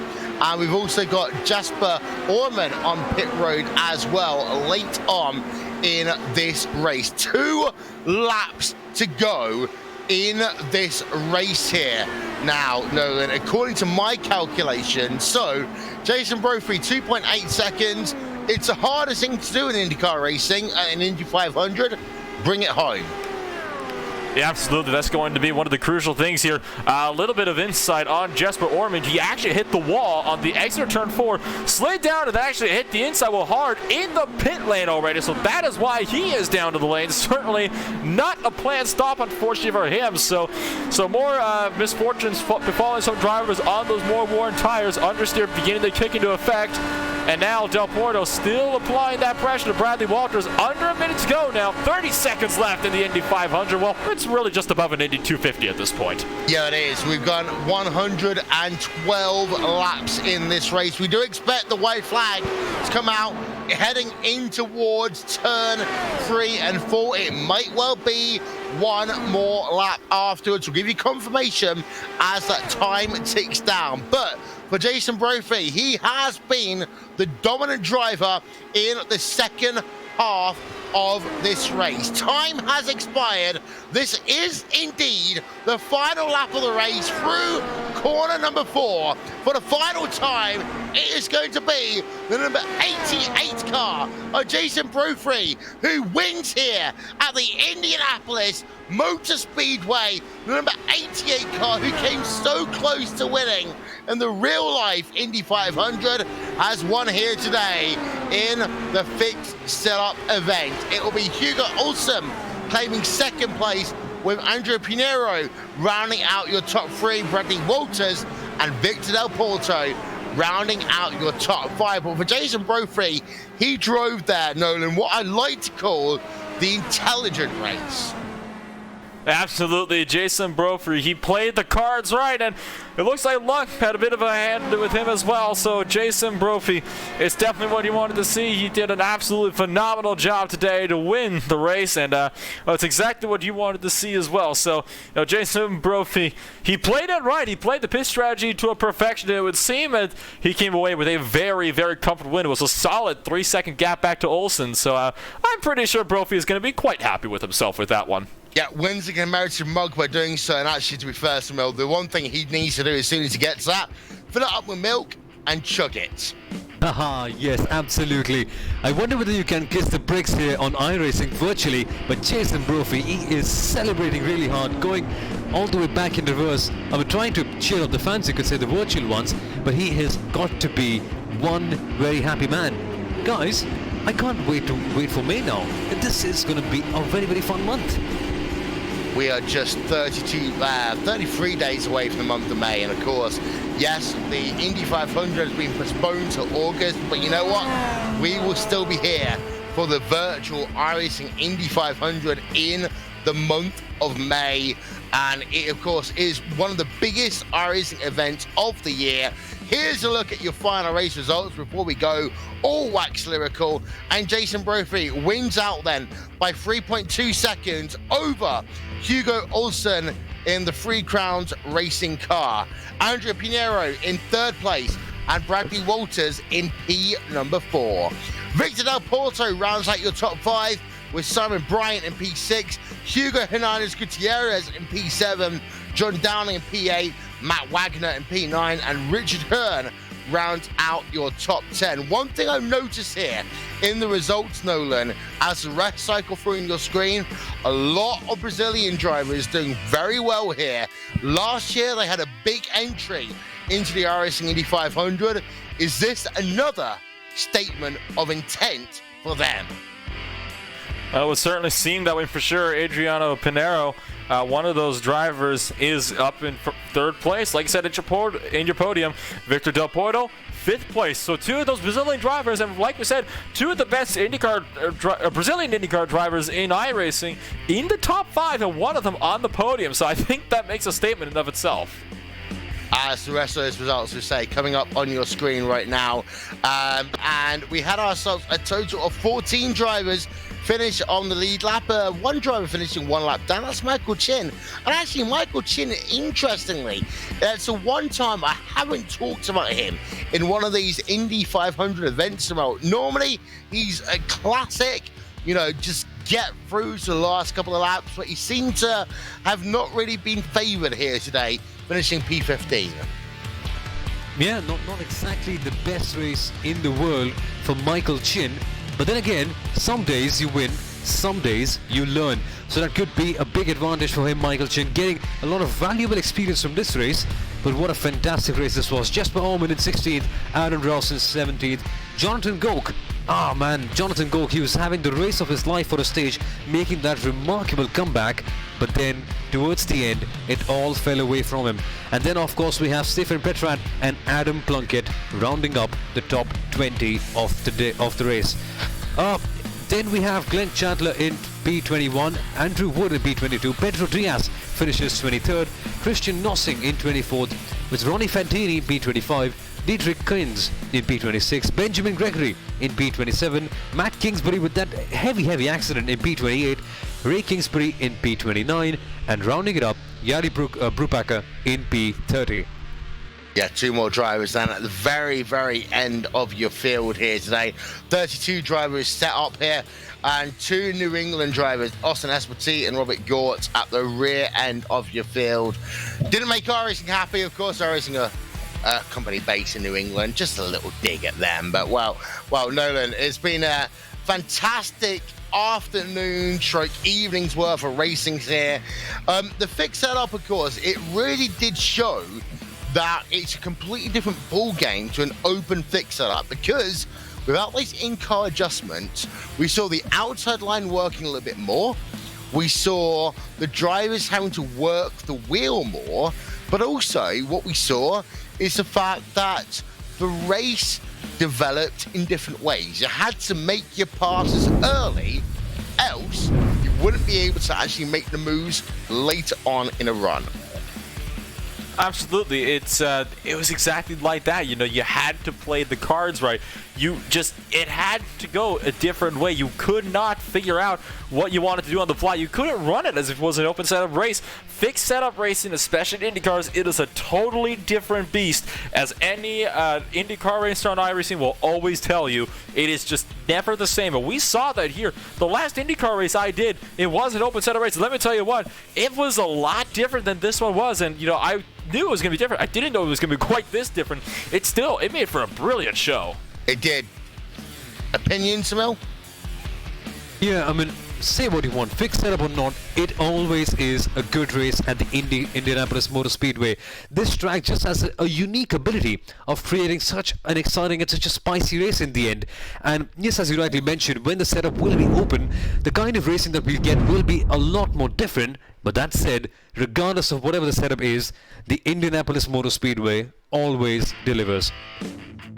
Jonathan Goat, by the way, we're getting some comments by him saying that Hugo had no real pace in the last 20 laps. But actually, no, that's what we're talking about. It doesn't matter if you have pace or not pace.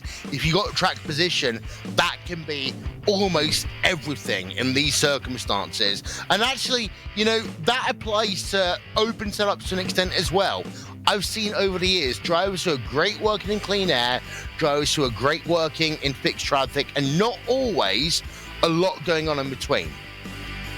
Absolutely. So it just goes to show you, Olsen, he had the draft, but it's almost one of those things where you got to wonder if he didn't have the draft, or if the draft was not a thing here at iRacing, would he still have kept pace? I almost don't feel like he would have. Sometimes having the draft, it's the only thing that can make you, that can give you the spot. And it's the same situation actually further down to the field, right behind them, between Bradley Walters and Victor Del Porto. Del Porto would always get so close at the back of Walters, but he was just never close enough to make the move. Every time he tried, he would always get pushed back into line. So you can sometimes have the pace to keep up, but you might not be able to even pass. And that was part of the problem that a lot of drivers had in the later runs.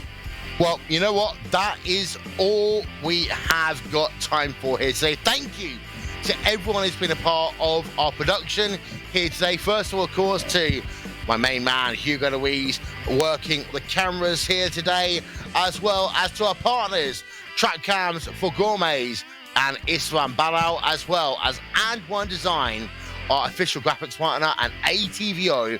We're doing those sexy on broadcast graphics. And also shout out to all the drivers that participated in this race. You know what? May's coming soon, and even though we might not see the Indy 500 in May, we'll still see a virtual Indy 500. Also, thank you to my co-commentators here today, Nolan Rempel and Smil Ura, and my name's Will Vincent. Thank you so much for being a part of this broadcast here on RaceSpotTV. And we say check us out on YouTube and hit that like and subscribe button. We'll talk to you all next time. Goodbye. Indianapolis.